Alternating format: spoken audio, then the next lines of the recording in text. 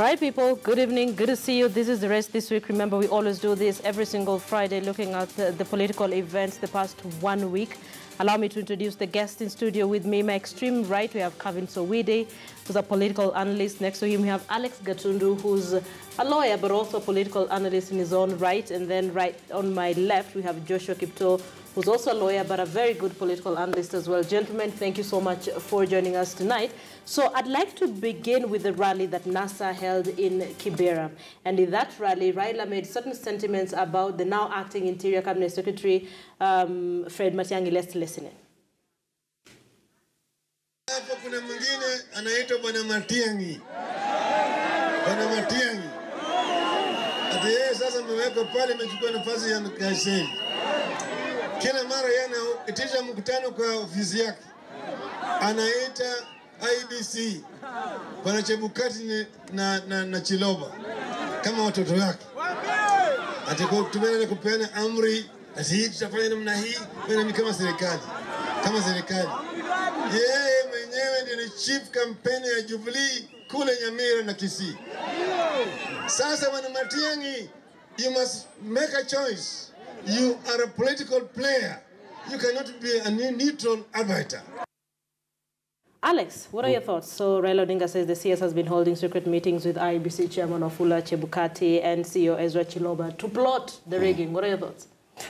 There's nothing wrong with the minister meeting the entire IBC, leave alone the chair, the entire IBC, to discuss issues of mutual concern, because these are heads of two different entities that are involved in the forthcoming election. One is the one in charge of security for the entire electoral process, and the other one is in charge of the electoral body.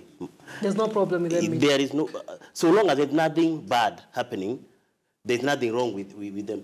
As to whether it is secret or not, I think I wouldn't like to believe that it is secret. But even I as an official of the Law Society of Kenya, we have met Chebukati on issues of mutual concern. There was nothing wrong with that. Even you can go to Chebukati and meet them in their boardroom. There's nothing wrong with that. People are always going there, people of interest groups, all the stakeholders, most of the stakeholders have gone there. There's nothing wrong with discussing. There's nothing wrong with the minister in charge of Interior Security going to the IEBC to discuss issues of mutual concern related to security. Okay, Kevin. Yes. I think you didn't get that bite properly. Raila is complaining that the new CS in charge of internal security summons IEBC officials to his office. That is the complaint. He is trying to subdue them. He's trying to make them his subjects. He's trying to make them believe that he can order them around. That was the complaint. But he is the Interior CS. Maybe he's summoning them to work on the election process and probably the security involved in it. Don't you think? When did IEBC stop being independent? In fact, it is IEBC that can now request that we want you to do for us this, do for us that, and do for us this.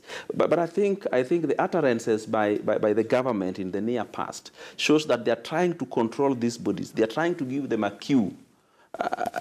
You will see what I talked about when President Uhuru Kenyatta made so much noise about the judiciary and the ruling of today. I said that they were giving the judiciary a cue. So Matiang'i is trying to give IEBC a cue. But there have been rulings as well that have favored NASA, haven't there? No, it's not about rulings favoring this and favoring that. It is about getting the correct ruling for every case. Okay. Yes. It can be a case of 10 cases. It can be a case of 10 cases, and the guy gets all of them in his favor. That can happen as long as it's right within the law. What does that mean? Sorry? When you say they give a cue, what does that mean?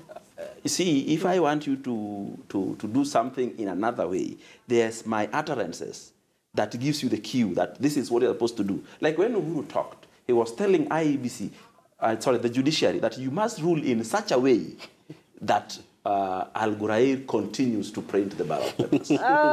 When did that happen? We all had the president. Do I live in a different country? Do I live in a different country? I don't really think it's specific. No. I had that bite, and he didn't give any ultimatum. Tell me what you had. Joshua, what are your thoughts? Now, my thoughts. Raila on Matiang'i? Okay, my thoughts is that one, it's a political season, so political statements fly here there. One, it's a fact that the Interior Ministry would definitely coordinate with the IEBC, because IEBC relies entirely and in totality on the Interior Ministry for Security and Logistics. Because if I'm to use previous occasions, it's the police officers who guard the transport, the security, and even secure the polling station. So that is given. So you'd, even if you are reading from an objective end, okay, fine, you would say, I would expect the nature of the discussion would be. Then how then do you insulate such meetings or such discussions from political undertones and innuendos? For example, the Interior Ministry previously, I remember under Alfred Mutua, when he was the government spokesman, they would always put out press releases and give advances that, oh, they'll be meeting here, there. Such communication makes it easy, so that if, for example, Raila shows up and comments that that Matiang'i has summoned, and there was an earlier communication that the nature of the meeting would be this and this and this, then it would make sense. So you would understand, my basis would be, I wouldn't wish to delve into what they discussed. My concern would be, as long as they just communicate, because we are in that 2-3 week period where every little thing is read the way he would say. Like, if you're an opposition guy, you will run away with that narrative that, look here, how can he summon? What are they discussing? What are they discussing? And on the other side, the government side will say, what is wrong with that? So, you know, the middle path is, as long as it's timely communication. Interest. And, you know, that's why I've been having issues with IBC, purely on matters communication. They're always on the laps or they're on the defensive. They always answer instead of being proactive. Like such case, not even from the Interior Ministry, from IBC, because there are that moment where every little action, movement, or omission is discussed or is viewed in a particular panel. So why don't you do this? Release the press release. Like, I would expect the last 3 weeks, IBC should have 24-hour media center. Yeah, whereby we're meeting this person and straight away. Actually, and you know, do they even have look here, we have a social media. In fact, I always look at the social media pages. You only hit them, that's when they hit back. The IBC, whatever, on Twitter, on Facebook, they should be active and alive. In fact, the previous one, the 2013 one, was much better. They were more effective in terms of communication. Yeah. Okay, so Alex, NASA says Matiang'i has been campaigning for Jubilee in Lhasa Gusii region, and he cannot be trusted as a security minister. That's true, campaigning now, that's true. No, of course, because of the vantage point that he has, it would be unsimilar for him to participate actively in politics. But having said that, remember, it's not illegal. Actually, cabinet secretaries are allowed by law to engage in politics? In politics. They are not disallowed. They are not disallowed. I totally disagree. Cabinet secretaries are not disallowed. I remember President Uhuru Kenyatta's speech when he was but I don't think that is the issue. But I don't think that is it. Let's not extrapolate the issue. No. The cabinet secretary to campaign and look here. They are not we disallowed. are in this situation, Linda, where you have a cabinet secretary giving out this maze as a campaign tool. How sad can that be? Okay, we are Matiang'i, guys. So we are Matiang'i, and the fact that they're saying he has been campaigning for Jubilee in Gusii region. Sure. And for a fact, he cannot be trusted as a security minister. Are those concerns valid? I mean, you have, what, under 20 days to the general election, and they're raising concerns about the CS Interior. This is the man who will be in charge of the security of the country before, during, and after. But let's not forget that he is an appointee of the president. He is in the government. Even to assume that he can be expected to not to side with any side. I mean, that is being highly presumptuous and ambitious because all the cabinet secretaries are appointees of the president. So they serve the government of the day. So they would ordinarily be expected to support the government, even in terms of policy making, policy execution. Okay. And to be forced to campaign. Alex Gatudu, yes, they are serving the government of the day. I do agree with you 100%, but they cannot serve the ruling party of the day. Yeah. They cannot do that. In fact, we have had problems with all the cabinet secretaries. It's only that this Matiang'i one is going to hold a very key docket from now on up to a few days after the election, internal security docket. The very one that is going to either subdue some people, the very one that is going to discourage some people from voting by their actions alone. You see what happened in Mombasa in 2013 when we were going for elections. In the countdown to the election date, there was a lot of violence in Mombasa, and we were wondering whether the police were just unable to contain them, or they were abetting it, or they were actually the one perpetrating it. But when on the voting day in the morning, so many policemen were murdered, and to date, I am not sure what really happened to the murderers, then I think putting Matiang'i there, and then on day one, we watch him sneak some IEBC officials into his office. We can't take that. There's a time, just a minute. There's a time, if you recall, there's a time we had a minister in charge of internal security running for presidency last time. Unfortunately, he passed on. I mean, and he was in charge of security. So we never complained. Okay, so we need to move to the next. Of course, he was going to resign before he ran for it. Okay, before I give you, I give you a chance, so we need to move on. I'm setting the stage for a different discussion that we're about to have. Jubilee saying now NASA wants Nusumkate. So you're saying what before we get there? I was saying when it comes to the cabinet secretary, do I trust Matiang'i to act as the internal security minister? I'll say yes. He's proved his competence. But when it comes to this period, one, they are flouting the law. I don't agree with my senior colleague, Alex Gatundu.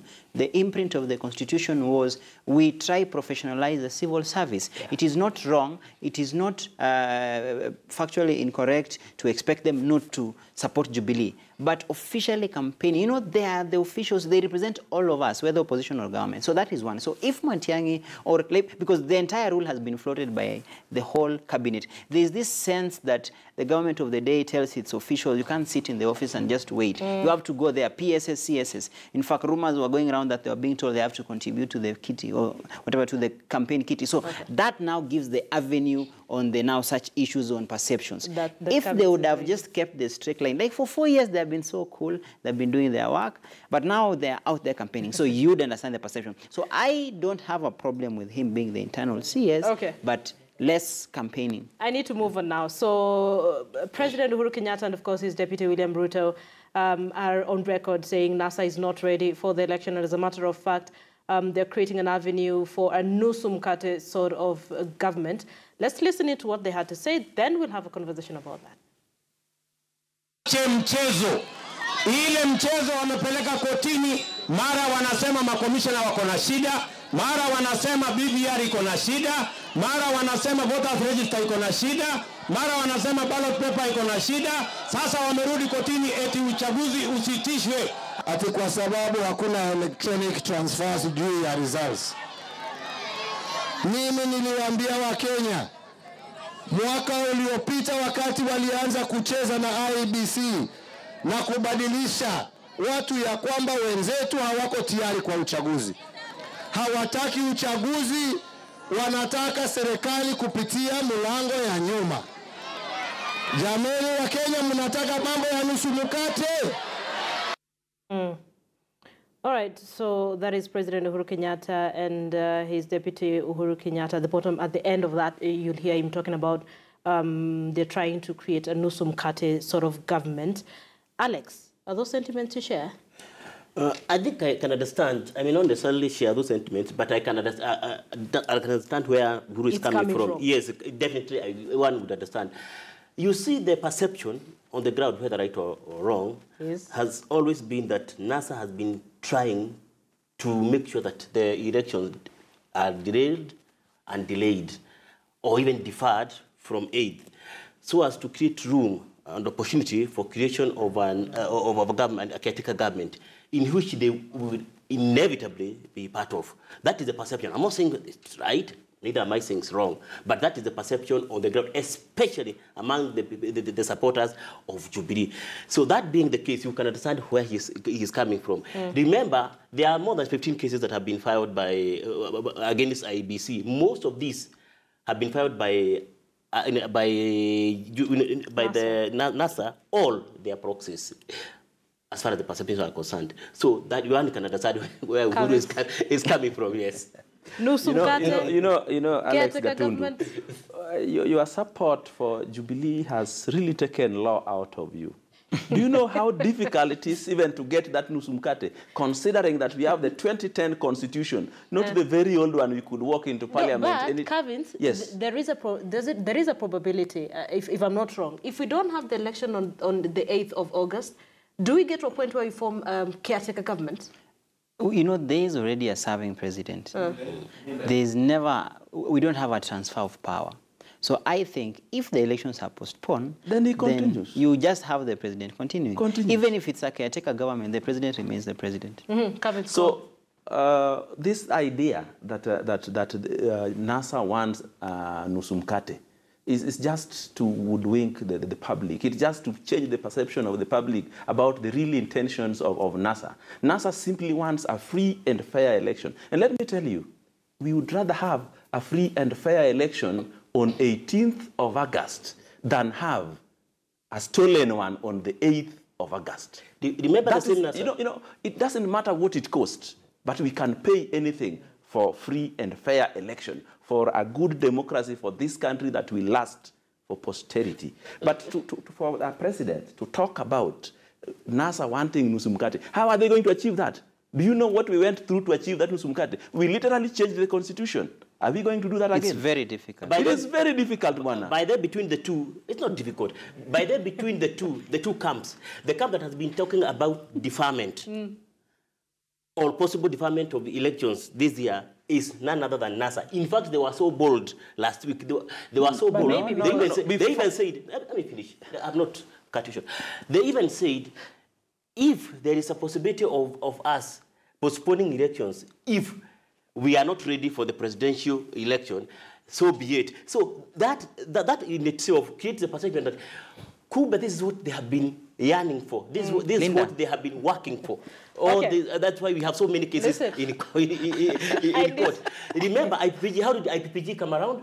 Alex, I need to take a break. Thank you. Okay, people, you're watching the rest this week. Thank you for staying with us. Allow me to take a short break. We'll be back.